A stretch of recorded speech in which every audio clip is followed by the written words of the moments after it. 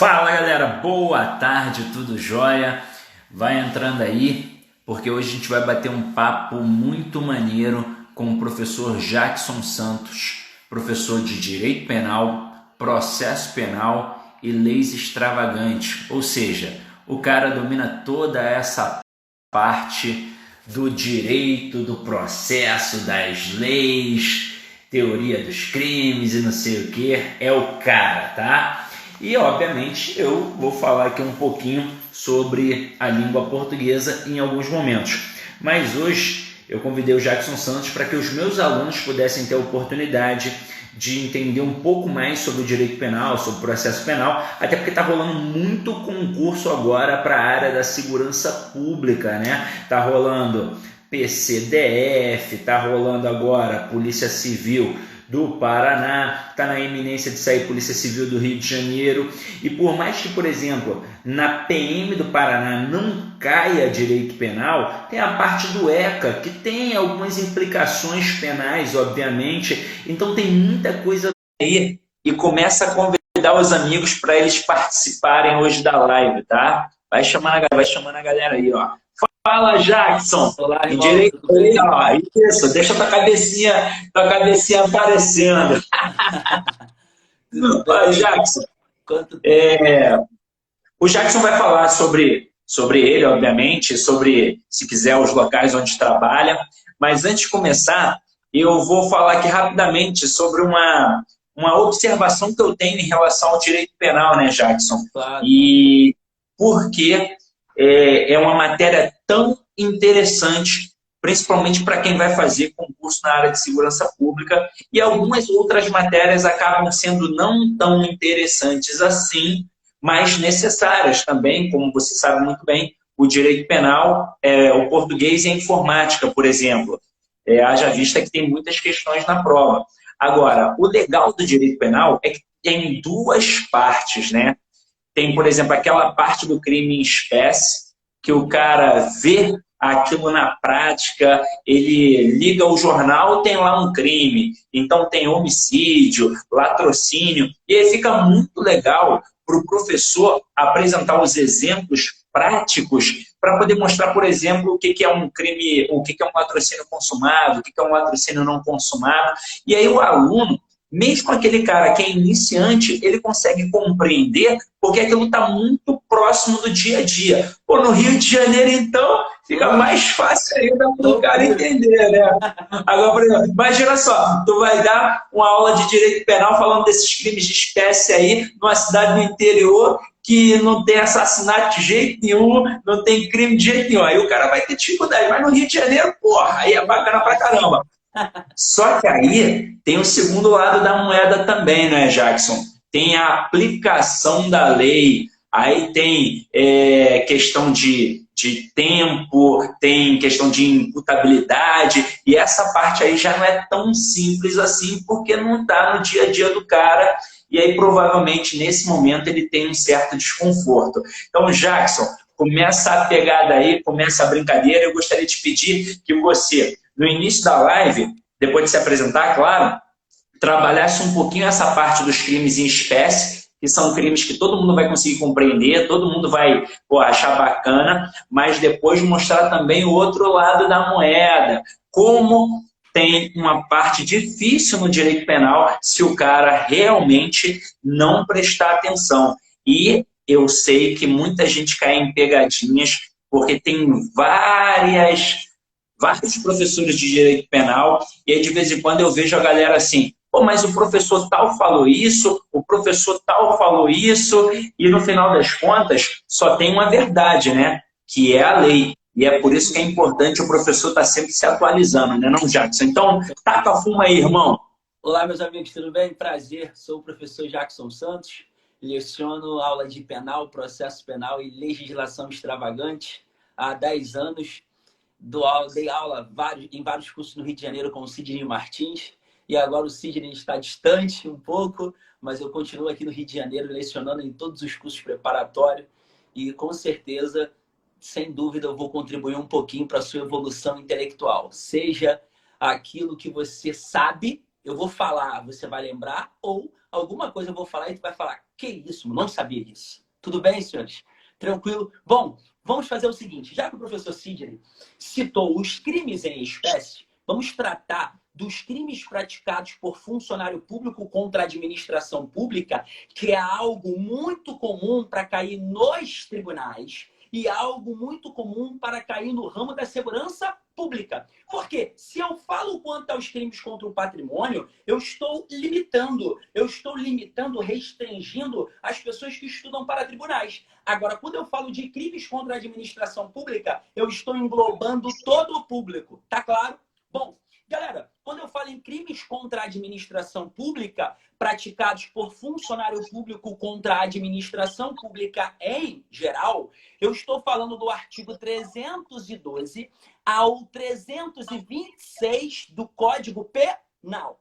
Bom, eu sei que nesse exato momento alguém deve estar pensando assim, Jackson, não é do 312 ao 327, não? Não, por quê? Porque quando eu falei em crimes praticados por funcionário público, eu vou do 312 ao 326. O 327 é uma norma penal explicativa. O que significa dizer isso, Jackson? Norma penal explicativa. O artigo 327 do Código Penal, ele vai definir quem pode praticar os crimes do 302 ao 326 do Código Penal. Por isso que esse artigo 327 é chamado de uma norma explicativa e não uma norma penal incriminadora. E o artigo 327 do Código Penal diz assim, ó, para os efeitos penais, considera-se funcionário público quem exerce cargo, emprego ou função pública pertencente ou não à administração pública, seja de forma gratuita ou passageira, com ou sem remuneração. Ou seja, o que o legislador ele fala no 327 do Código Penal, que é uma norma explicativa? Ele diz o seguinte, olha, quem pode praticar crime de peculato, concussão, corrupção passiva, condescendência criminosa, advocacia administrativa, é um funcionário público. Mas não necessariamente esse funcionário público ele tem que ser estatutário. Ele pode ser um funcionário público, por exemplo, um vereador, um deputado, as pessoas que ocupam aquela função no dia das eleições, o mesário lá no dia das eleições, o presidente lá de sessão, ele é um funcionário público. Então, percebam, o artigo 302 ao 326, ele vai prever os crimes praticados por funcionário público. O 327 fala quem pode praticar. Agora, um grande detalhe. O particular, ele pode cometer crimes contra a administração pública praticado por funcionário público? Notem, eu quero saber o seguinte, o particular, ele pode cometer, por exemplo, um crime de peculato furto, que está no artigo 312, parágrafo 1º do Código Penal. O que é um peculato furto? Peculato 312 diz assim, ó, apropriar-se o funcionário público de dinheiro ou valor ou qualquer outro bem móvel público ou particular de quem tem posse em razão do seu cargo, ou desviar-lhe a proveito próprio ou alheio. Percebam, no peculato furto, o funcionário público não tem a posse do bem, mas ele terá a facilidade para subtrair ou concorrer para a subtração em razão da sua função. Por isso que está no 312, parágrafo 1º. Então, o que eu quero saber é o seguinte, o particular, ele pode cometer crime de peculato? Pode.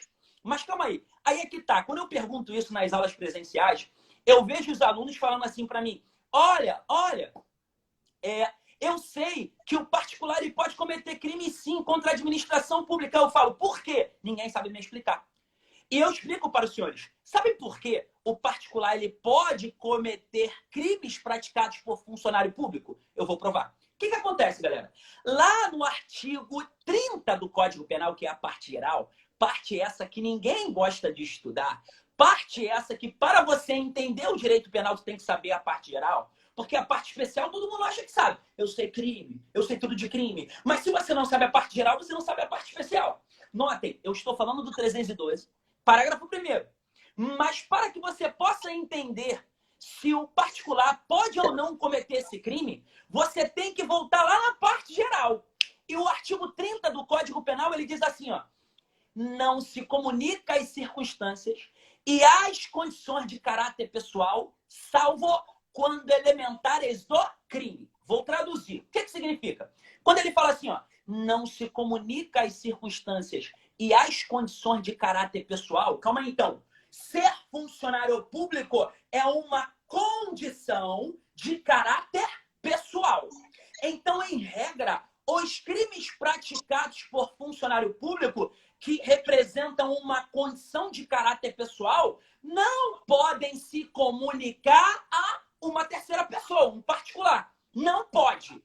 Isso é a regra. Então, o peculato apropriação, peculato furto, peculato desvio, peculato mediante erro de outrem, concussão, corrupção passiva, não pode ser praticado por quê? Não pode ser praticado por particular. Essa é a regra. Por quê? O artigo 30 diz, não se comunica as circunstâncias e as condições de caráter pessoal. Ponto. Legal? Aí ele fala assim depois, ó, salvo quando elementares do crime. O que significa dizer isso? Significa dizer o seguinte, esse crime que depende de uma condição especial, em regra, ele não vai se comunicar ao particular. Por exemplo, peculato, furto, não se comunica ao particular.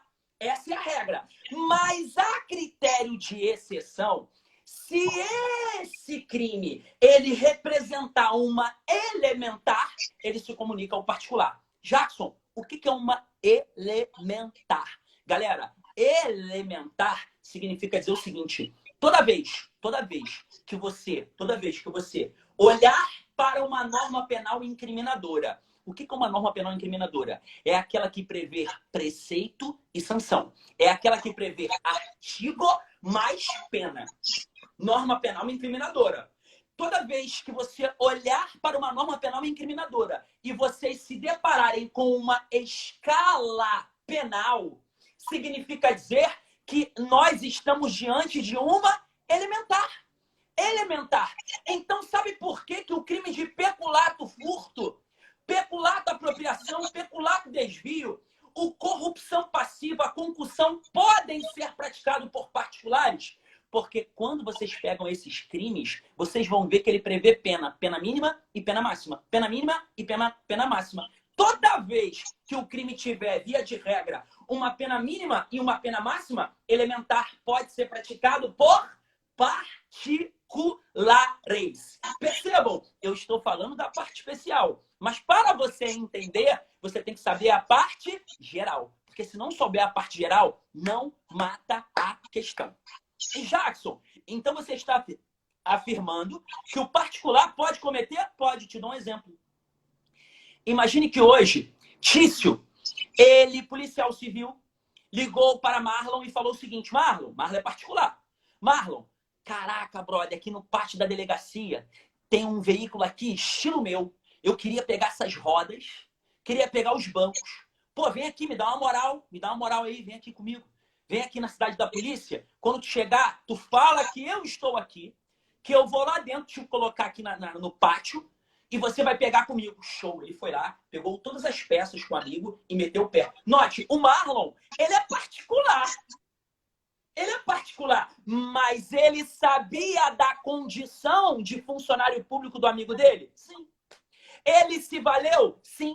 Ambos irão responder por peculato, furto. Por quê? Porque esse policial civil, ele não tinha posse do bem, mas ele tinha a facilidade para subtrair ou concorrer para a subtração em razão da sua função. Peculato, furto. Os dois. Os dois. Tá claro? Então, Jackson, para o particular cometer esse tipo de crime, necessariamente ele tem que estar em comunhão com o servidor público?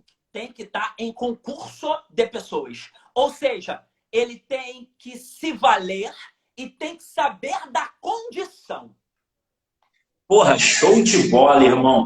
E ó, foi muito bacana ter começado com isso, pois como você disse, né? Cai tanto para quem é da área de segurança pública, como para quem é da área jurídica. E agora a gente está tendo aí o TJ no Rio de Janeiro, né? E, porra, tem outros tribunais aí que de vez em quando colocam a parte do direito penal. E aí uma dúvida minha, Jackson. Eu sei, isso por já ter observado nas turmas, até porque a gente já dividiu muitas turmas, que tem concurso, ou seja, banca, que cobra só letra de lei, tem concurso, provavelmente, que só deve cobrar a doutrina, e tem concurso que cobra os dois, tanto a letra da lei quanto a doutrina. Caraca, como é que isso funciona na cabeça do candidato? É importante ele saber qual banca faz isso, ou quais bancas fazem isso, e como, por exemplo, um cara que está começando agora, mas que quer ficar fera no direito penal, ele pode estudar. Porque, por exemplo, eu observei aqui agora, os teus alunos observam, que você fala o código de cor. Você não abriu aí o código para, ó, galera, vou abrir aqui o código, vou olhar o artigo 320, parágrafo 1º, não sei o quê. Você não fez isso, você falou de cor. Então, como é que o cara chega a esse nível de estudo? Como é que você fez? Qual é a dica que você dá para o cara fazer isso? Sim, na verdade, eu acredito o seguinte, eu sempre falo isso nas minhas aulas. Para que nós possamos evoluir no direito penal, nós temos que saber o seguinte, nós temos que ler muito a literalidade da lei e escrever, transcrever, escrever, transcrever, escrever, transcrever. E nesse exato momento, de tanto você ler, transcrever, porque às vezes eu falo isso, as pessoas levam na brincadeira. Por exemplo, aqui no Rio, a galera pega o metrô. Aí, tu vê a galera no metrô com um tesão profundo no aparelho telefônico, né? Eu sou sequelado. O que eu faço? Levo o código e fico lendo. Lendo, lendo, lendo, lendo, lendo, lendo. De tanto você ler, reler, ler, reler, ler, reler, entre osmose, vai chegar um momento que você vai estar evoluindo. E quanto ao critério das doutrinas, jurisprudências, cara, aqui eu falo isso para todos. Não adianta fazer uma turma, vou fazer uma turma intensiva. Não adianta. O que faz você evoluir jurisprudencialmente, doutrinariamente falando, é um módulo específico sobre o assunto. Por exemplo, quer estudar crimes contra a administração pública. Você vai fazer um módulo apenas do 302 ao 327 do Código Penal. Apenas isso. Ou seja, o professor ele vai exaurir todas as doutrinas, todas as jurisprudências sobre esse assunto. Numa turma fechada, é muito genérico. Por quê? Você joga a informação. Então, você não consegue mergulhar na jurisprudência como as provas vêm cobrando. Então, é necessário fazer isso. Por exemplo, nós estamos num momento de pandemia. Cara, é um momento que você tem de ler, reler, ler, reler, ler, reler, ler, reler. Por quê? Porque os concursos, eles foram postergados, muitos. Então, é um momento que você tem que de evoluir. Evoluir fazendo como? Lendo, relendo, lendo, relendo. Tem horas que eu não aguento mais ler aquilo que eu leio constantemente. Mas é humildade, sabe? É humildade. Eu fico lendo, relendo. Então, tem que fazer isso, cara. É necessário. Sim, não, com certeza. Isso não só na tua disciplina, como na minha disciplina, como em todas as disciplinas. E o rapaz ali até comentou, vida de concurseiro não é fácil não, porque o cara tem que se preocupar com direito penal, tem que se preocupar com português, tem que se preocupar com a informática, ou seja, é muita coisa enquanto a gente se preocupa só com a nossa. Só que aí tem um outro agravante, né? A gente se preocupa com a nossa num grau lá nas alturas, porque a gente tem uma responsabilidade muito grande. Imagina passar uma informação errada e o cara errar aquela questão por uma informação equivocada. Agora, tem um outro ponto. Você mencionou aí algo que para mim é essencial, a questão da humildade. Às vezes o candidato não tem a humildade de reconhecer a sua lacuna. Então você menciona algo na tua aula, ele não entende e talvez ele ache naquele momento que não entendeu porque você não soube explicar. Só que na verdade ele possui lacunas e ele tem que correr atrás para poder buscar isso.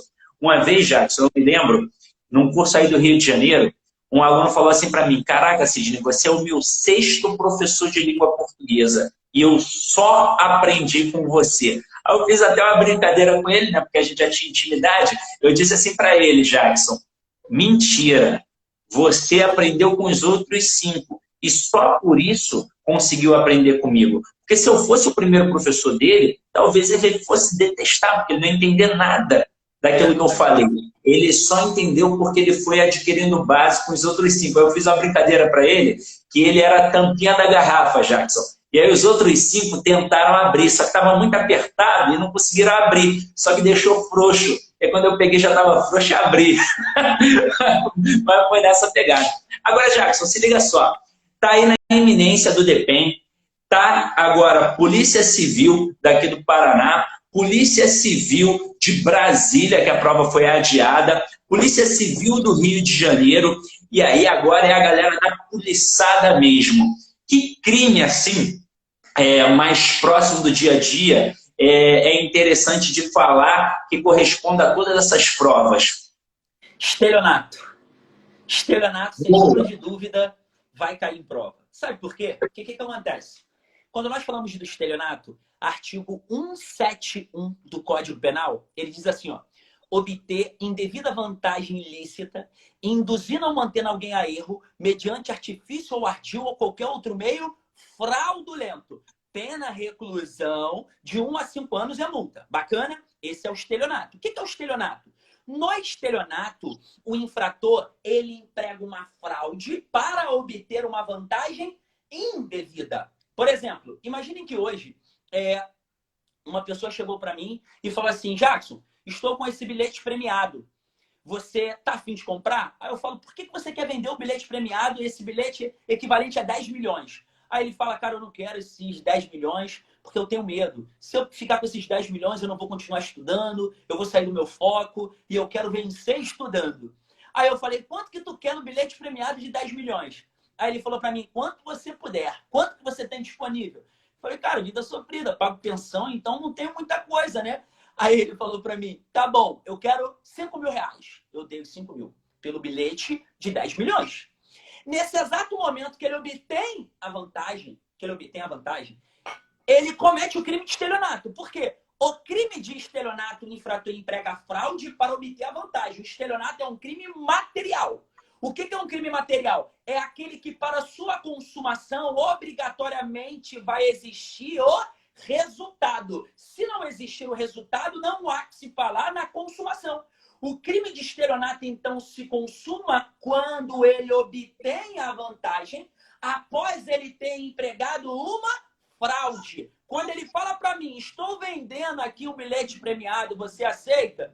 Eu falo, por quanto? Ele fala, quanto você quiser, tem 5 mil para pagar? Paguei. Ele recebeu a vantagem, o estelionato está consumado. Mas o porquê que eu estou falando do estelionato? O estelionato teve uma alteração por conta do pacote anticrime. Lei 13.964 de 2019. Esta legislação, 13.964 de 2019, ela foi publicada no dia 24 de dezembro de 2019 e entrou em vigência no dia 23 de janeiro de 2020. E o que acontece? Esta legislação, ela alterou o crime do artigo 171. Por quê? Porque, em regra, o crime de estelionato, ele era um crime punido por ação penal pública incondicionada. O que significa dizer isso? A ação penal pública incondicionada é aquela que o Estado ele age independentemente de autorização da vítima. Independentemente. Aí o que o pacote anticrime ele fez? Ele foi lá e alterou a espécie de ação penal do estelionato. Ele deixou de tratar o estelionato de ação penal pública incondicionada e passou a considerar a ação penal pública condicionada à representação. Jackson, por que condicionada à representação? Galera, sabe por que isso? Porque já existia uma discussão na doutrina dizendo o seguinte, os crimes que não são munidos de violência e nem grave ameaça à pessoa deverão ser de ação penal pública condicionada à representação. Para o Estado agir, o Estado vai depender de autorização da vítima. Já tinha uma discussão. Aí o pacote anticrime foi lá e positivou. Não, agora a regra, o estelionato, ele terá uma ação de ação penal pública condicionada à representação. Sabem por que isso? Porque o estelionato, ele faz com que a vítima seja vítima não só do crime, e sim vítima constantemente em decorrência das chacotas. Como assim? Imagine que hoje eu fui vítima de estelionato. Aí tu chega na roda e tu fala assim, fui vítima de estelionato, as pessoas ficam rindo da tua cara. Que isso? Não acredito. tu foi vítima de estelionato, papapá. Olha, isso é chacota. Então o legislador, para evitar que a pessoa fosse vítima de estelionato diretamente e também reflexamente, indiretamente, por conta das chacotas, o legislador falou agora, olha, agora o Estado, via de regra, só irá agir se tiver a autorização da vítima. Sem a autorização dela, não podemos fazer nada.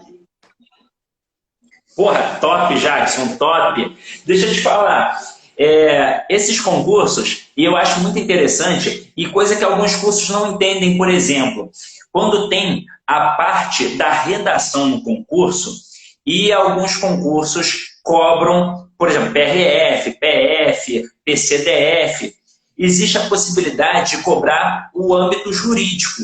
E é muito interessante quando tem a oportunidade de ter uma aula em dupla de um professor de redação com um professor, por exemplo, de direito, seja ele professor de direito constitucional, direito administrativo, direito penal, e durante um bom tempo parece que a galera não entendia isso e jogava lá para o professor de redação se virar. E eu sempre bati o martelo, sempre bati na tecla dizendo assim, pô, mas peraí, irmão, existe a redação, que o texto é dissertativo argumentativo, trabalhando nas noções de atualidades, conhecimento de mundo. Aí sim eu posso entrar na sala sozinho e trabalhar a estrutura da dissertação, introdução, desenvolvimento, conclusão, que o cara tem que colocar um tópico frasal, apresentar os argumentos, desenvolver os argumentos, depois fazer a conclusão com a retomada da introdução e uma síntese do tema.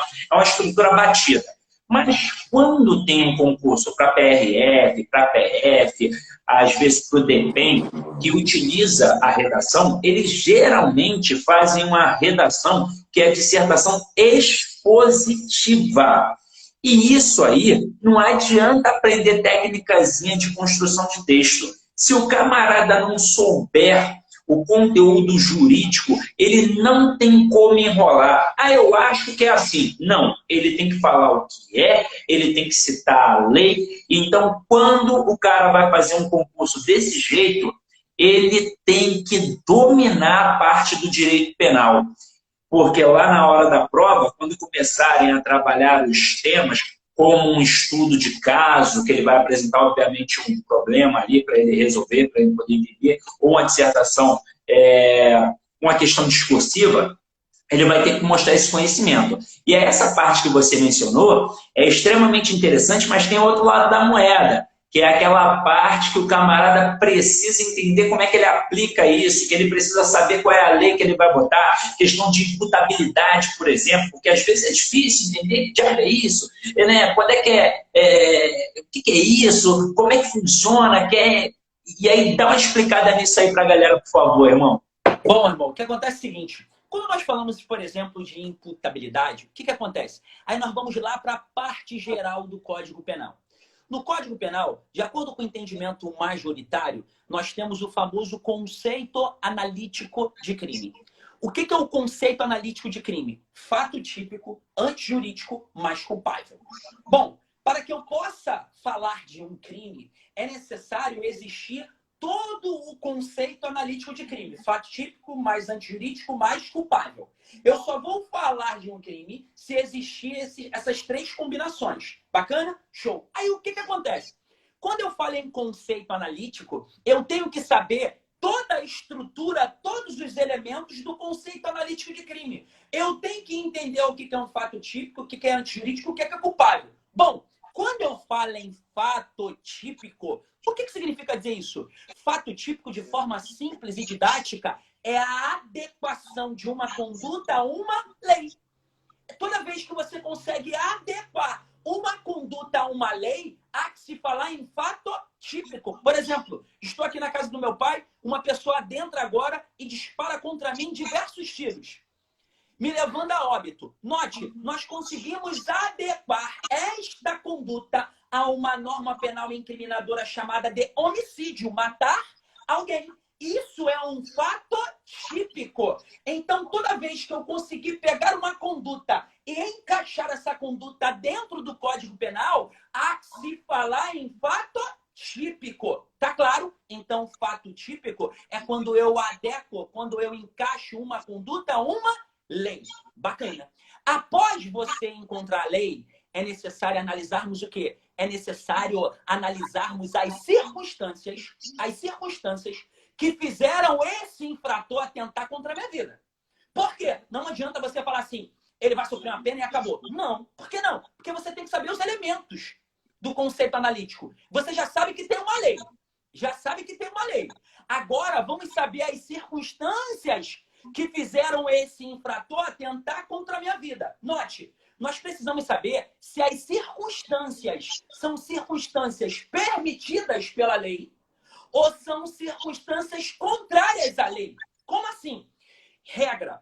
Se você pegar as circunstâncias praticadas pelo infrator e forem circunstâncias permitidas pela lei, por exemplo, pelo artigo 23 do Código Penal, que diz assim, não há crime quando o agente pratica o fato em, inciso primeiro, estado de necessidade, inciso segundo, legítima defesa, inciso terceiro, estrito cumprimento de dever legal e exercício regular de direito. Ou seja, o que eu estou dizendo é o seguinte, para você saber as circunstâncias, se é um ato contrário à lei ou permitido pela lei, você tem que saber as circunstâncias que fizeram esse cara atentar contra a minha vida, por exemplo. Essas circunstâncias são permitidas pela lei? Não sei, vamos lá. Em algum momento, quando eu falei que o cara adentrou a minha casa, a casa do meu pai, e atentou contra a minha vida, eu falei que ele estava repelindo, reagindo a uma injusta agressão? Não. Então não há que se falar em legítima defesa.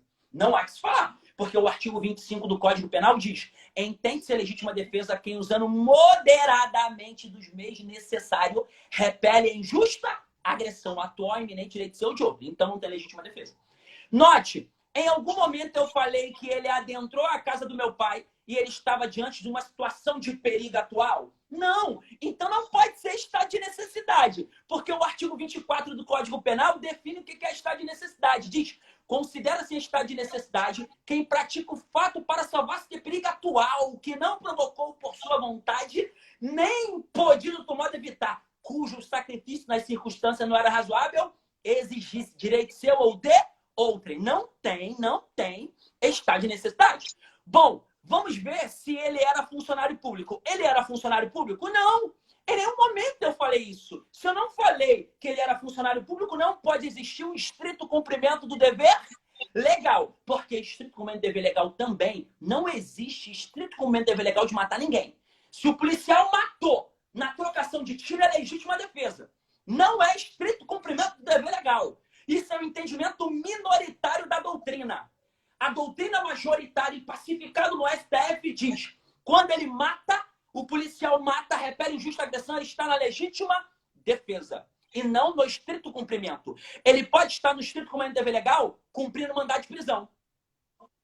Deixa eu te fazer uma pergunta, Jade. Já que você falou de uma morte, por exemplo.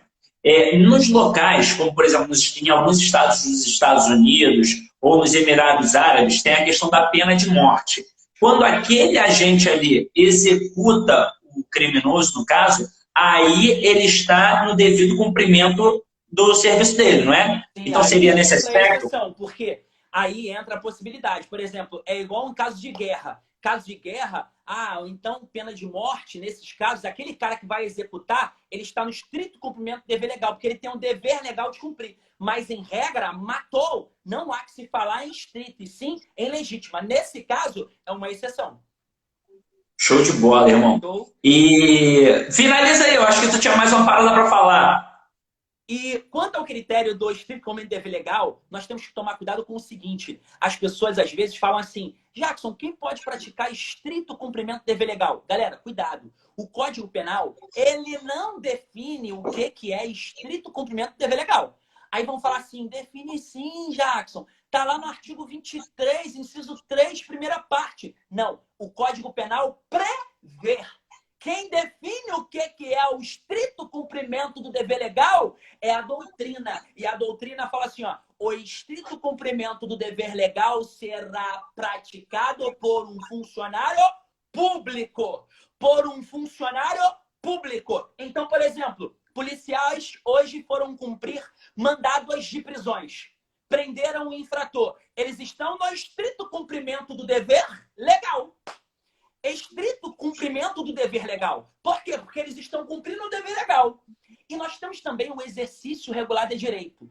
O que é o exercício regular de direito? O exercício regular de direito é aquele exercido, praticado por qualquer um do povo. Por exemplo, nós temos ofendículos e ofensáculos. O que significa dizer isso, Jacques? São aparatos predispostos em defesa da propriedade. Por exemplo, cerca elétrica.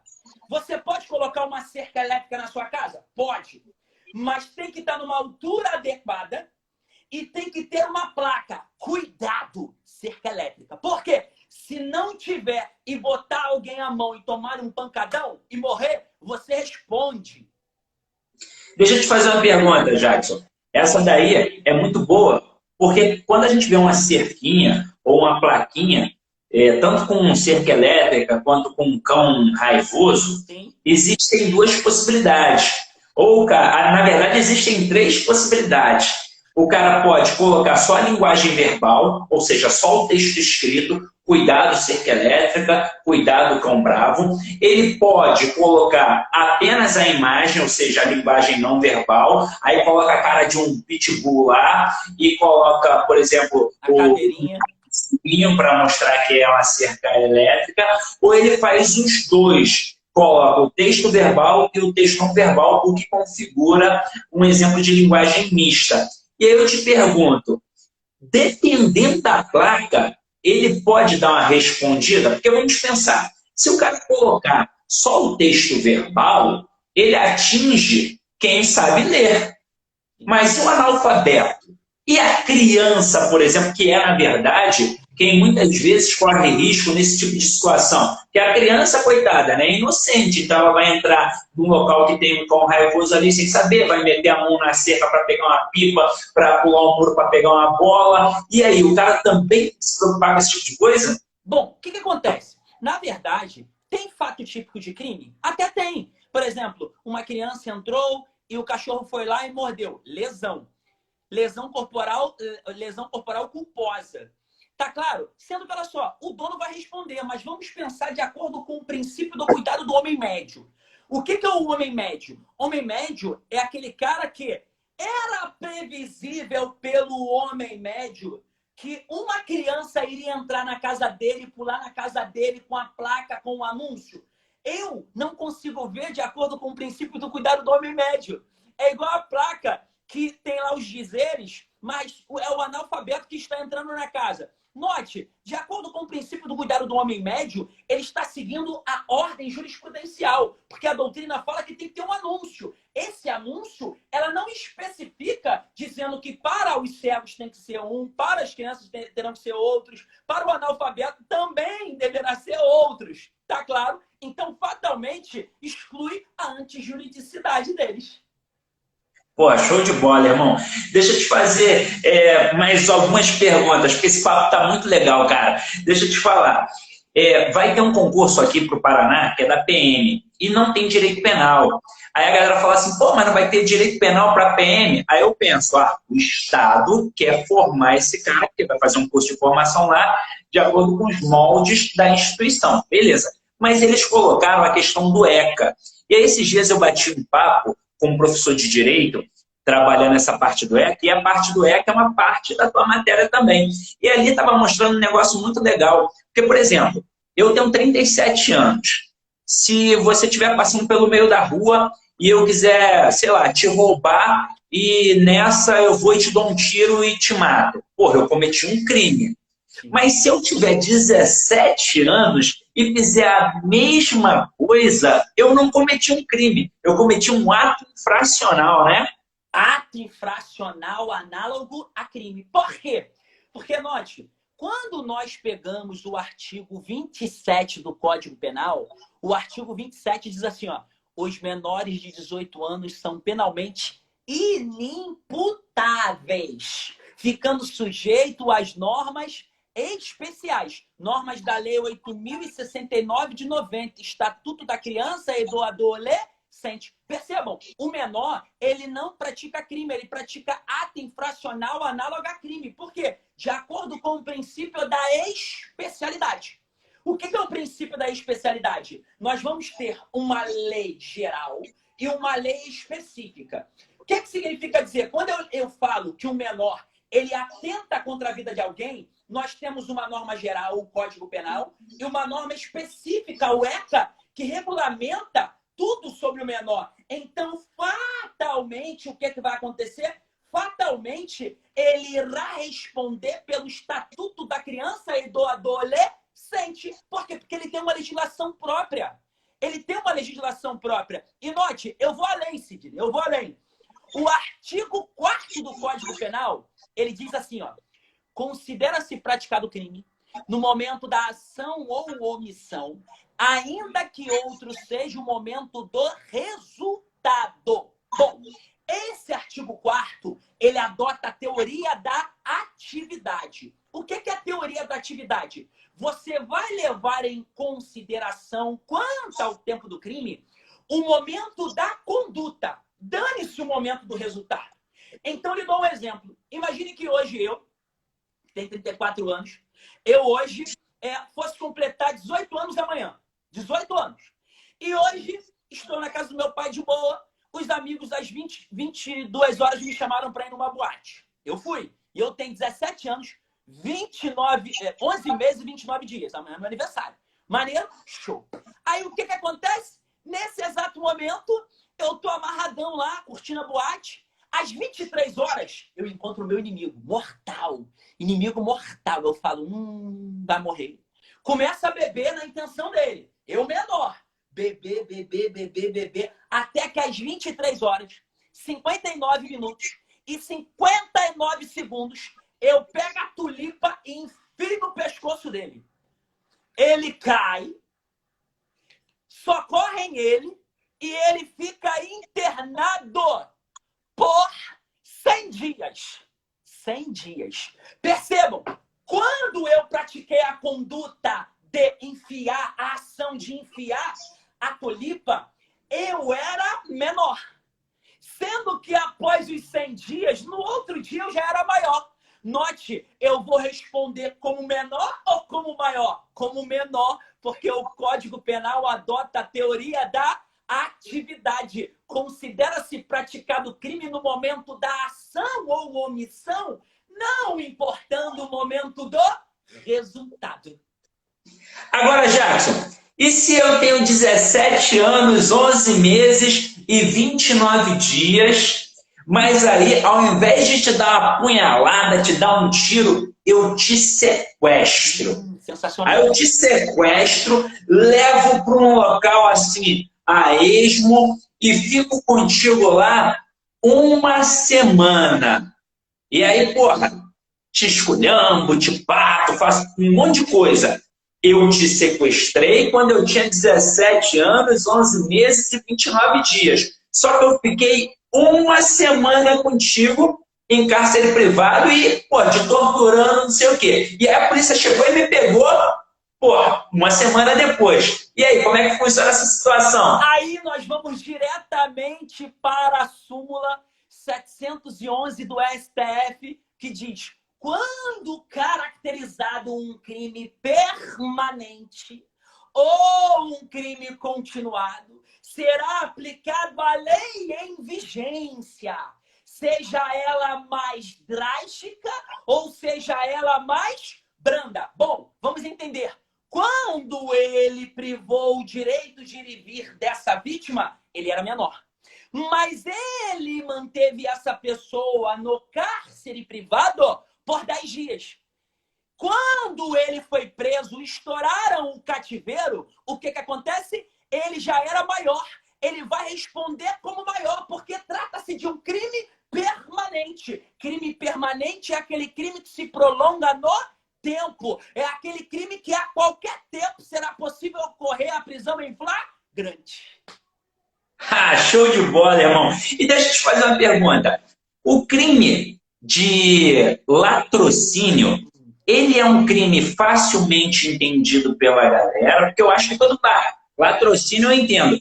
ou tem ali uma pegadinha que ele acaba se confundindo? Porque tem a questão do latrocínio consumado e do latrocínio não consumado. Então, de repente, o cara pode capengar ali na hora da questão, né, não? Sensacional. O que acontece? Quando nós falamos em latrocínio, latrocínio ele é compreendido em sociedade como roubo qualificado pela morte. Roubo qualificado pela morte. E o que acontece? Latrocínio está positivado no artigo 157, parágrafo 3º do Código Penal. Primeiro de tudo, irmão, latrocínio não é um crime contra a vida. Latrocínio é um crime contra o patrimônio. Súmula 603 do STF diz: o crime de latrocínio será julgado pelo juízo comum e não pelo tribunal do júri. Primeiro de tudo, as pessoas já erram aí, porque acham que o latrocínio será julgado pelo tribunal do júri. Claro que não. Latrocínio é um crime contra o patrimônio, não contra a vida. O tribunal do júri só terá atribuição para julgar os crimes contra a vida. Então, primeiro ponto, latrocínio é um crime contra o patrimônio. Então, será julgado pelo juízo comum. Súmula do STF 603. Ponto. O outro ponto que nós precisamos tratar é o seguinte: quando nós falamos em latrocínio, as pessoas conhecem o latrocínio como roubo seguido de morte. Bom, o que acontece? As pessoas acham que qualquer coisa matou no roubo é latrocínio. Não. Esta morte tem que ser praticada para ele garantir a subtração, em razão da subtração, ou para ele garantir a impunidade desse crime praticado por ele. Por exemplo, imagine que eu queira roubar o seu aparelho telefônico. Eu fui lá, te dei os tiros para levar o teu aparelho telefônico. Latrocínio. Latrocínio. Agora, olha que sensacional. Eu acabei de roubar você, me dá o aparelho telefônico. Acabei de roubar você, nesse exato momento eu roubei. Depois, eu vou embora e vem uma coisa na minha cabeça e fala assim: mata o Sidney. Eu volto e te mato. Isso não é latrocínio. Isso não é latrocínio. Por quê? Porque a morte não tem relação com a subtração. Não tem relação com a subtração. Agora, eu falei, me dá o aparelho telefônico. Quando tu me deu, tu veio pra cima de mim, eu fui lá e te entupi de tiro. Latrocínio. Porque a morte tem relação com a subtração. Agora, Sidney, o que acontece? Uma vez eu estava numa sala de aula e eu falei assim: latrocínio admite a forma tentada? E fatalmente um aluno respondeu assim: claro que não. Aí eu falei assim: não, não. Aí eu falei: por que não? Ele: porque não tem como ter latrocínio tentado. Bom, eu tenho 4 hipóteses no latrocínio. Bom, nós temos o seguinte: nós temos no latrocínio subtração consumada e morte consumada. Primeiro. Depois eu tenho subtração consumada e morte tentada. Depois eu tenho subtração tentada e morte tentada. Depois eu tenho subtração tentada e morte consumada. 4 hipóteses. É fácil. É só você ver o seguinte: existe latrocínio consumado e tentado? Claro, gente. É só você ver. Quando tiver a morte consumada, é latrocínio consumado. Quando tiver a morte tentada, é latrocínio tentado. E eu vou além. A súmula 610 do STF diz: o crime de latrocínio se consuma mesmo que o infrator não obtenha réis furtiva, desde que ele venha tirar a vida da vítima. Então, por exemplo, eu quis tirar o teu relógio. Você não me deu, eu te entupi de tiro, não levei nada. Meti o pé. Latrocínio consumado. Súmula 610 do STF. Esse latrocínio é consumado, não é tentado. Ele podia ser tentado se eu, querendo levar tua réis furtiva, eu te dou tiro, você sobrevive e eu meto o pé. Levando ou não a réis furtiva? Aí é tentativa. Show de bola, irmão, show de bola. E aí, deixa eu te fazer, ó, tem uma pergunta muito interessante ali da Tainá, mas antes eu quero fazer uma parada aqui, ó. Galera, Eu trouxe um fenômeno do direito penal hoje para cá. Vocês puderam perceber isso. Tem gente aí até pedindo para eu te levar para o curso Focus. Eu creio que o Jackson, porra, já devia estar num desses grandes cursos. A gente sabe que tem alguns grandes cursos além do Focus Concursos e ele tem que estar num desses. Eu acompanho o Jackson desde o iniciozinho, não é verdade, Jackson? E vejo a sua evolução. Hoje o Jackson é um mito do direito penal. Não tem nem... assim, ele está entre os grandes. Esse negócio de falar o melhor, né, como a galera fala assim, pô, você é o melhor da língua portuguesa. Não. Eu agradeço de estar dentre os melhores e tem tudo a ver com questão de empatia, mas é óbvio que tem a ver também com o nosso estudo, com a dedicação, com o gostar. Então eu gostaria de pedir vocês agora para printar a tela e postar nos stories de vocês, me marcando e marcando Jackson Santos, para que a gente possa repostar. Depois que terminar essa live aqui, eu vou postar no meu feed a live e eu gostaria que vocês comentassem lá também alguma coisa, até porque o Jackson hoje quebrou tudo. E aproveitando, tem uma pergunta muito pertinente ali da Tainá. Ela está perguntando assim, Jackson, qual a diferença entre culpa, negligência, imprudência e imperícia? Achei uma pergunta interessante. Sensacional, vamos lá então. Bom, quando eu falei culpa é a violação do dever jurídico de cuidado que se exterioriza através da imprudência, negligência ou imperícia. Então, olha só, quando que eu vou ter culpa? Para você entender culpa, você tem que ir lá no artigo 18, inciso 1º e inciso 2º do Código Penal. O artigo 18, inciso 1º do Código Penal, ele fala assim, ó, diz ser crime doloso quando o agente quis o resultado ou assumiu o risco de produzi-la. Então, quando ele quer matar ou ele assume o risco, é dolo. Quer matar ou assume o risco é dolo. Agora, quando que eu vou ter a culpa? A culpa eu vou ter quando ele não quer e nem assume o risco. É quando ela acontece em virtude de uma imprudência. O que é uma imprudência? É a prática de um ato perigoso. Jackson, me deu um exemplo? Sim, imagine que hoje eu estou no meu veículo automotor, o sinal fecha, mesmo assim eu avanço. Note, isso é uma imprudência, prática de um ato perigoso. E nós temos a negligência. O que é a negligência? É o não fazer. É o não fazer. Como assim, Jackson, não fazer? Dou um exemplo para os senhores. Imagine que hoje eu vá viajar com a minha filhinha de 7 anos, Yasmin, e nesse exato momento eu não confiro os meus pneus, óleo, fluidos de freio, vou embora. Nesse exato momento, por eu não conferir, perdi o freio e acabei matando a minha filha. Perceba o grande detalhe. Nesse exato momento eu fui negligente, porque eu não fiz, eu não conferi. Então eu estou diante de uma culpa quanto à negligência. E eu tenho também quanto à imperícia. A imperícia é a falta de aptidão, de habilitação. A pessoa não é habilitada para poder fazer aquilo ali. Por exemplo, um urologista, ele não tem atribuição para fazer uma cirurgia do crânio. Um urologista não tem essa atribuição. Então, vamos supor que ele faz um ato, uma intervenção cirúrgica.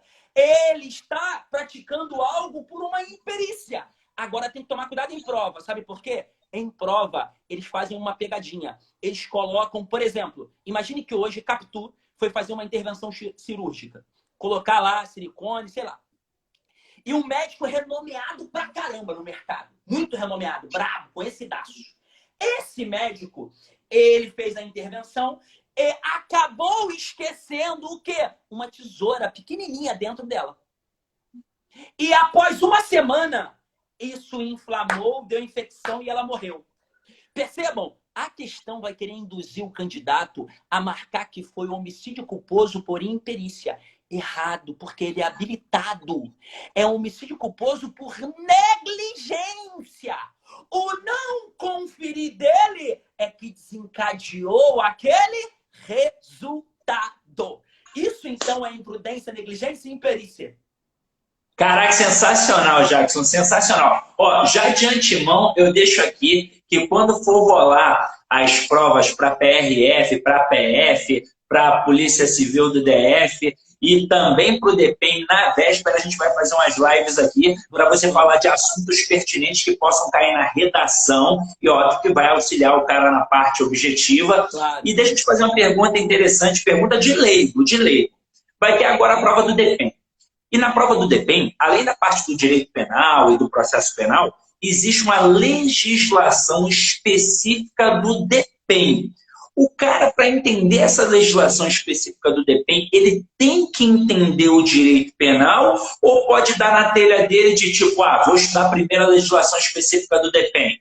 Não, padrinho. Na verdade, no DPEM, cai a Lei 7.210 de 84, LEP, Lei de Execuções Penais. Para você entender a Lei de Execuções Penais, você tem que saber a parte geral do Código Penal. Tu tem que, no mínimo, saber do 1 ao 100 do Código Penal. Porque se você não sabe do 1 ao 100 do Código Penal, como é que você vai compreender quando ele falar lá em regime fechado, em progressão de regime, lá na Lei de Execuções Penais? Não consegue compreender. Então, para entender LEP, Lei de Execuções Penais, obrigatoriamente vocês terão que estudar a parte geral do Código Penal. Show de bola. E deixa eu te fazer uma pergunta, Jackson. Estou começando agora, leigão, quero aprender direito penal.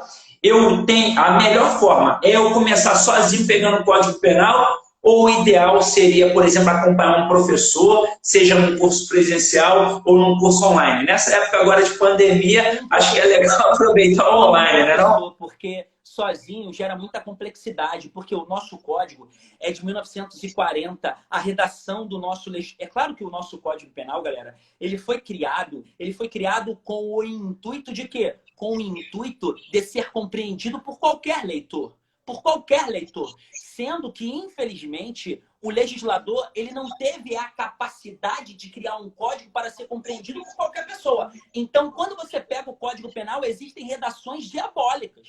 O ideal é você fazer o quê? Acompanhar um professor, seja no presencial e no online, para que você possa evoluir. Porque o professor ele vai destrinchando ponto a ponto com vocês.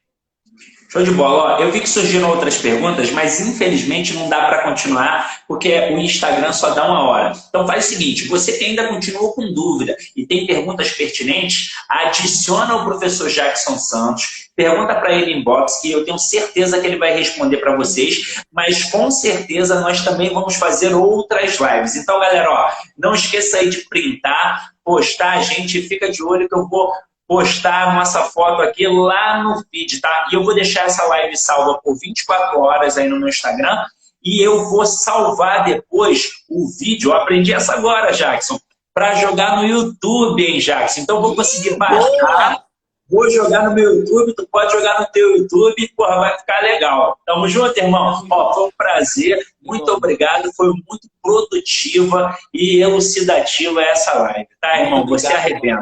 Obrigado pelo carinho, pela oportunidade. Tamo juntos, tá? Fica com Deus aí, irmão. Tamo junto, hein? Tamo junto. Tchau, tchau. Valeu, irmão. Tchau, tchau. Tchau.